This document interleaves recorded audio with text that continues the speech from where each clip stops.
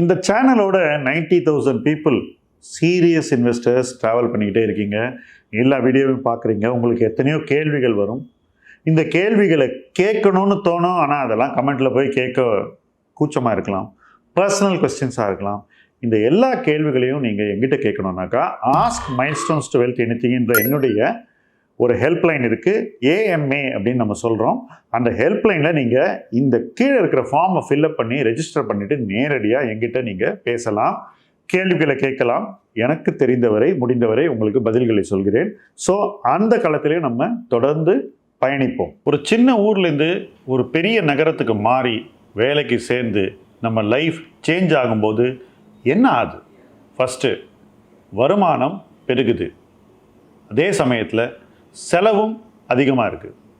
இந்த வருமானத்துக்கும் செலவுக்கும் நடுவில் ஒரு பேலன்ஸை உருவாக்குறதுலையே நமக்கு ஆரம்பத்திலேயே சிக்கல். பல தருணங்களில் நம்ம வருமானம் கூட கூட செலவும் கூடிக்கிட்டே போகுது. முக்கால்வாசி பேருக்கு இந்த வருமானமும் செலவும் கிட்டத்தட்ட ஒரு ரேஸ் மாதிரி அப்படியே க்ளோஸாக போயிட்டே இருக்குது. பட் இப்படி க்ளோஸாக ரேஸை ஓட்டிக்கிட்டே ஒரு 10 வருஷம் போயாச்சுனாக்கா திடீர்னு ஒரு ரியலைசேஷன் வரும். நம்ம லைஃப்பில் அடுத்த கட்டத்துக்கு போகணும்னா நம்ம ரெடியாகவே இல்லை அப்படின்றது. ரெடினா என்ன? கையில் பணம் இருக்கணும். ஒருத்தர் 10 வருஷம் சிட்டியில் இருந்தானா இதுக்கு அடுத்தது அவருக்கு நிறைய தேவைகள் இருக்குது. வீடு வாங்கணும், அவருடைய திருமணம் நடக்கணும், he has to start a family. இப்படி பல எசென்ஷியல் லைஃப் சேஞ்சஸ் வரணும். பட் 10 வருஷம் கழித்து காலம் அவ்வளோ வேகமாக ஓடின பிறகு நம்ம ரெடியாக இல்லை அப்படின்ற ஒரு ரியலைசேஷன் தான் மிஞ்சுது. இதை தவிர்க்க முடியுமா? நிச்சயமாக முடியும். எப்படி? வருமானத்துக்கும் செலவுக்கும் ரேஸ் ஓடுதுன்னு சொன்னேன்ல, இந்த ரேஸில் செலவு ஓடக்கூடாதுங்க. அவ்வளவுதான். வருமானம் பாட்டுக்கு வளரட்டும், அதே வேகத்தில் செலவு வளரக்கூடாதுங்க. செலவு அந்த ரேஸ்லேருந்து நீங்கள் கொஞ்சம் இறக்கணும். இறக்கினீங்கன்னா என்ன ஆகும்? ஆட்டோமேட்டிக்காக நீங்கள் வருங்காலத்தில் அதே நகரத்தில் நல்லா வாழறதுக்கு ஒரு பாதையை கண்டுபிடிச்சிருவீங்க. இந்த பாதை தான் monthly saving and monthly investing. மாதந்தோறும் சேமிக்க வேண்டும், மாதந்தோறும் முதலீடு செய்ய வேண்டும்.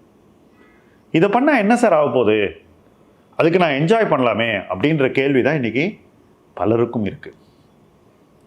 மாதந்தோறும் சேமித்து மாதந்தோறும் முதலீடு செஞ்சு ஒரு 5 வருஷத்துக்கு அந்த பணத்தை தொடாமல் வச்சுருந்தாக்கா நீங்கள் நகரத்தில் நல்லா வாழறதுக்கான ஃபவுண்டேஷன் போட்டிருப்பீங்க.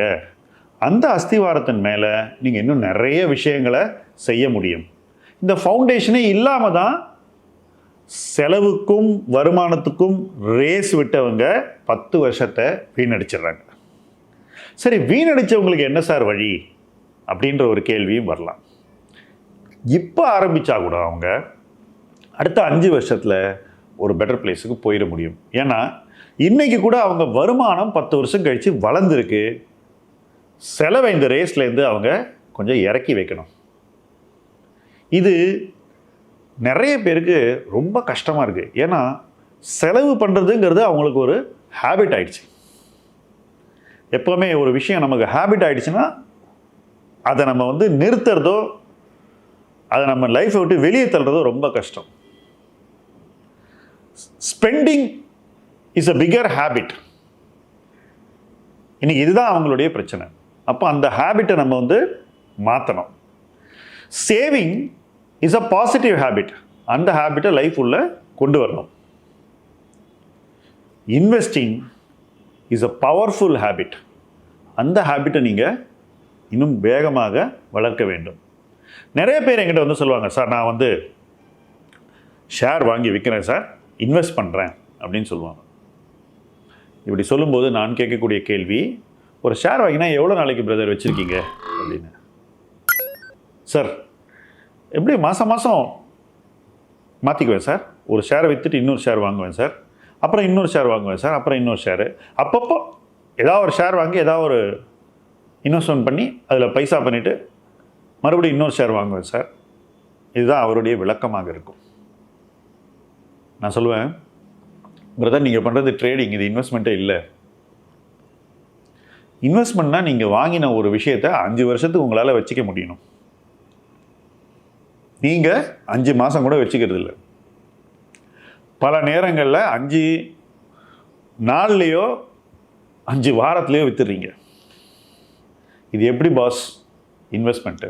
இன்னொரு விஷயம், இப்போது உங்களுக்கு ஒரு கார்டு கொடுக்குறேன்னு வச்சுக்கோங்க. அந்த கார்டில் நீங்கள் ஒரு வாட்டி ட்ரேட் பண்ணும்போது ஒரு பஞ்ச் போட சொல்கிறேன். ஒரு ட்ரேடருடைய கார்டை பார்த்தா ஃபுல்லாக பஞ்சஸாக இருக்கும். இப்படி அடிக்கடி சின்ன லாபம் பார்க்குறதுக்கு பங்குகளை வாங்கி விற்கிறவங்க எல்லாருமே கார்டை கண்ணா பின்னான்னு பஞ்ச் பண்ணி கொதறி வச்சுருப்பாங்க. அந்த கொதறின கார்டு என்னை பொறுத்த வரைக்கும் ஒரு பெரிய ரிஸ்க்குங்க.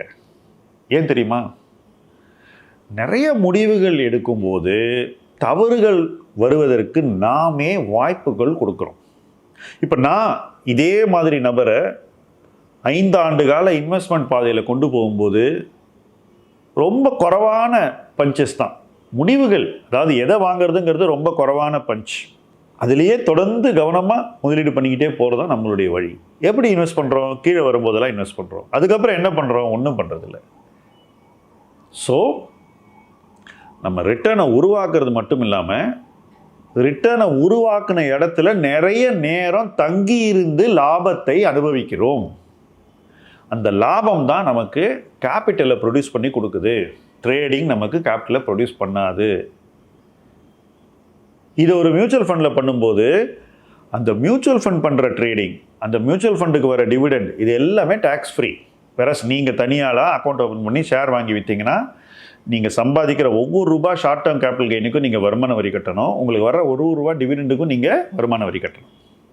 ஸோ ட்ரேடிங் பண்ணுவது என்பது இன்றைய காலச்சூழலில் சென்சிபிளே இல்லைங்கிறத தெரியாமல் பல பேர் அந்த ட்ரேடிங்கை இன்வெஸ்ட்மெண்ட்டுன்னு நம்பி பல முடிவுகளை, ஒரு வருஷத்துக்கு நூற்றுக்கணக்கான முதலீட்டு முடிவுகளை எடுத்து அந்த முடிவுகளில் நிறைய தவறுகளை வரவழைத்து அந்த தவறுகளை திருத்திக்கிட்டு உட்காந்துட்டு இருப்பேன்.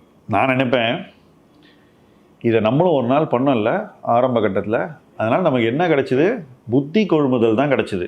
இதை பண்ணக்கூடாதுங்கிற ஒரு தெளிவு தான் கிடச்சிது. அதனால தான் நான் இதை இவ்வளோ பிளெயினாக உங்கள்கிட்ட வீடியோவில் தெள்ள தெளிவாக சொல்லிகிட்டு இருக்கேன். ஏன்னாக்கா நீங்கள் 5 வருஷம் வேஸ்ட் பண்ணிங்கன்னா நீங்கள் சிட்டிக்கு வந்து வேலை பண்ணி வருமானத்தை நல்லா வளர்த்து அந்த வருமானத்திலேருந்து எதையுமே உருவாக்கலைன்னா நாளைக்கு லைஃப்பில் உங்களுக்கு நடக்க வேண்டிய விஷயங்கள்லாம் நடக்காமல் போயிடுமே அப்படின்ற ஒரு தாட், ஒரு கவலை எனக்கு இருக்குது. அந்த கவலை தான் இந்த விஷயத்தை இப்படி பேச வைக்குது. அல்டிமேட்லி உங்கள் சம்பளம், உங்களுடைய மாத வருமானம் கூடிக்கிட்டே தான் போகும். உங்கள் செலவு அதே வேகத்தில் நீங்கள் கூட்டாமல் இருந்தாலே உங்கள் வருமானத்தில் ஒரு 25% 30% நீங்கள் சேமித்து சரியாக முதலீடு செய்து 5 ஆண்டுகளுக்கு டிஸ்டர்ப் பண்ணாமல் வச்சாலே நீங்கள் ஃபைனான்ஷியலாக ஒரு நகர வாழ்க்கையில் வளர ஆரம்பிச்சிருவீங்க. அந்த நகரத்தில் உங்களுடைய வாழ்க்கை தரம், உங்களுடைய ஸ்டேட்டஸ், உங்களுடைய ஃபைனான்ஷியல் ஸ்டெபிலிட்டி, நீங்கள் அடுத்து செய்ய வேண்டிய விஷயங்களுக்கான ஒரு ப்ரிப்பேர்ட்னஸ் உருவாகிவிடும். அப்போ நீங்கள் லைஃப்பில் என்னெல்லாம் செய்யணுமோ அதையெல்லாம் தள்ளி போடாமல் உரிய நேரத்தில் செய்ய முடியும். அதுக்கு தானே நீங்கள் சிட்டிக்கு வந்தீங்க. அதுதானே ப்ராக்ரஸ். அந்த ப்ராக்ரஸை சரியாக உங்கள் லைஃபுக்குள்ளே கொண்டு வருது உங்களுடைய கடமை. அந்த ப்ராக்ரஸை சரியாக உங்களை புரிஞ்சிக்க வைக்கிறது எங்களுடைய நோக்கம்.